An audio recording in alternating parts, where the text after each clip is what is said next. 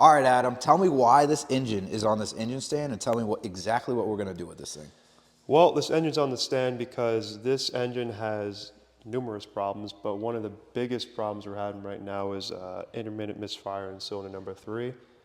We did a bunch of checks on it, and at this point, we are in the engine teardown process.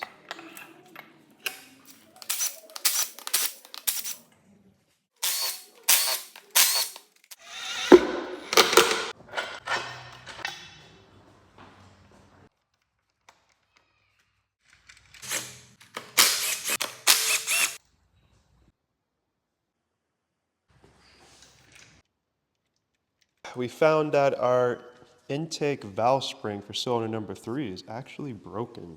So that's causing our intermittent misfire.